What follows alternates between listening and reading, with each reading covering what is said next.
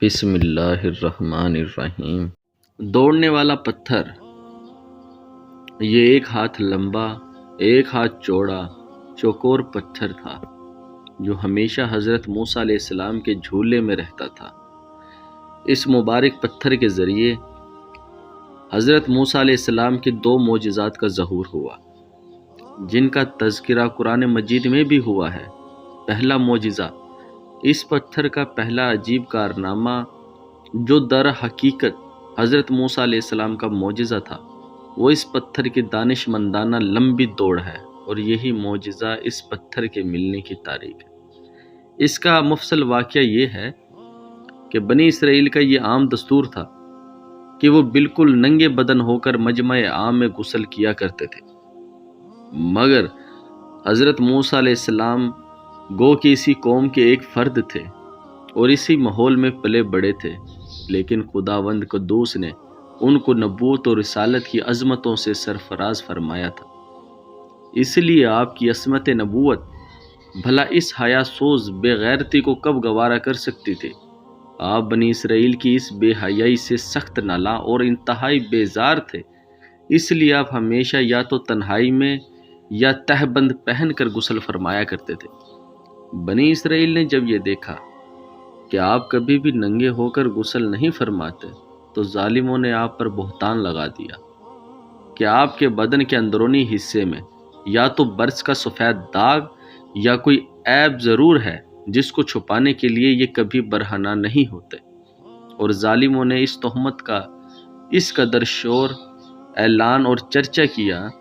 کہ ہر کوچہ و بازار میں اس کا پروپیگنڈا پھیل گیا۔ اس مکروہ تہمت کی شورش کا حضرت موسیٰ علیہ السلام کے قلب نازک پر بڑا صدمہ اور رنج گزرا، اور آپ بڑی کوفت اور اذیت میں پڑ گئے۔ تو خداوند قدوس نے اپنے مقدس کلیم کے رنج و غم کو بھلا کب گوارا فرماتا، اور اپنے ایک برگزیدہ رسول پر ایک عیب کی تہمت بھلا خالق عالم کو کب اور کیوں کر کس طرح پسند ہو سکتی تھی؟ ارحم الراحمین نے آپ کی برات اور بے عیبی ظاہر کر دینے کا ایک ایسا ذریعہ پیدا فرما دیا کہ دم زدن میں بنی اسرائیل کے پروپیگنڈوں اور ان کے شکوک و شبہات کے بادل چھٹ گئے، اور آپ کی برات اور بے عیبی کا سورج آفتاب عالم تاب سے زیادہ روشن و آشکار ہو گیا۔ اور وہ یوں ہوا کہ ایک دن آپ پہاڑوں کے دامنوں میں چھپے ہوئے ایک چشمہ پر غسل کے لیے تشریف لے گئے، اور یہ دیکھ کر کہ یہاں دور دور تک کسی انسان کا نام و نشان نہیں ہے، آپ اپنے تمام کپڑوں کو ایک پتھر پر رکھ کر اور بالکل برہنہ بدن ہو کر غسل فرمانے لگے۔ غسل کے بعد جب آپ اپنے لباس پہننے کے لیے پتھر کے پاس پہنچے تو کیا دیکھا کہ وہ پتھر آپ کے کپڑوں کو لیے ہوئے سر پٹ بھاگا چلا جا رہا ہے۔ یہ دیکھ کر حضرت موسیٰ علیہ السلام بھی اس پتھر کے پیچھے دوڑنے لگے کہ صوبی حجر صوبی حجر، یعنی اے پتھر میرا کپڑا، اے پتھر میرا کپڑا، مگر یہ پتھر برابر بھاگتا رہا، یہاں تک کہ شہر کی بڑی بڑی سڑکوں سے گزرتا ہوا گلی کوچوں میں پہنچا، اور آپ بھی برہنہ بدن ہونے کی حالت میں برابر پتھر کو دوڑتے چلے گئے۔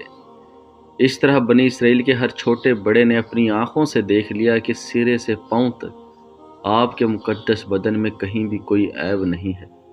بلکہ آپ کے جسم اقدس کا ہر حصہ حسن و جمال میں اس قدر نقطۂ کمال کو پہنچا ہوا ہے کہ عام انسانوں میں اس کی مثال تقریباً محال ہے۔ چنانچہ بنی اسرائیل کے ہر فرد کی زبان پر یہی جملہ تھا، یعنی خدا کی قسم موسیٰ بالکل ہی بے عیب ہیں۔ جب یہ پتھر پوری طرح حضرت موسیٰ علیہ السلام کی برات کا اعلان کر چکا تو خود بخود ٹھہر گیا۔ آپ نے جلدی سے اپنا لباس پہن لیا اور اس پتھر کو اٹھا کر اپنے جھولے میں رکھ لیا۔ اللہ تعالیٰ نے واقعہ کا ذکر قرآن مجید میں اس طرح بیان فرمایا کہ ترجمہ کنز الایمان، اے ایمان والو، ان جیسے نہ ہونا جنہوں نے موسیٰ کو ستایا تو اللہ نے اسے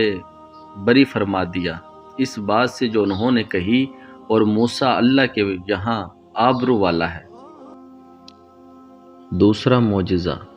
میدان طیہ میں اسی پتھر پر حضرت موسیٰ علیہ السلام نے اپنا عصا مار دیا تھا تو اس میں سے 12 چشمے جاری ہو گئے تھے، جس کے پانی کو 40 برس تک بنی اسرائیل میدان طیہ میں استعمال کرتے رہے،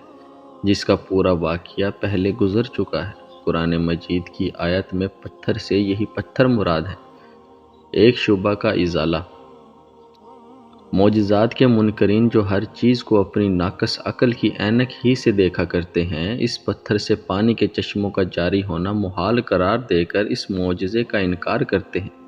اور کہتے ہیں کہ ہماری عقل اس کو قبول نہیں کر سکتی کہ اتنے چھوٹے سے پتھر سے 12 چشمے جاری ہو گئے،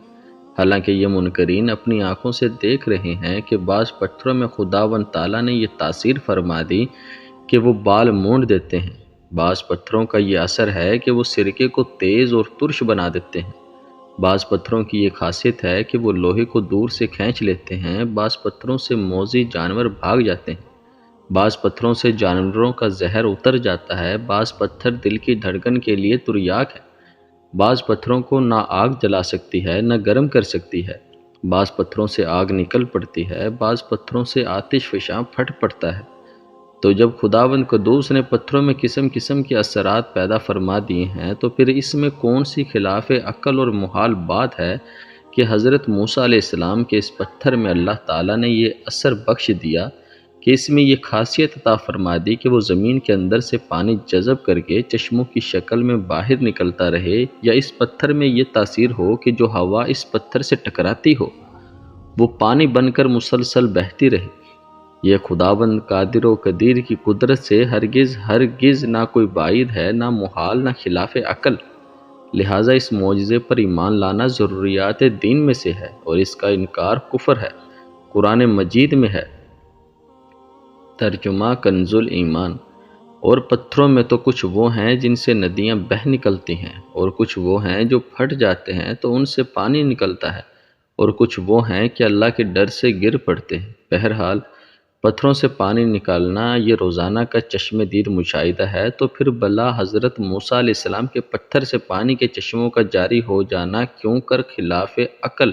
اور محال قرار دیا جاتا ہے؟ واللہ تعالی عالم۔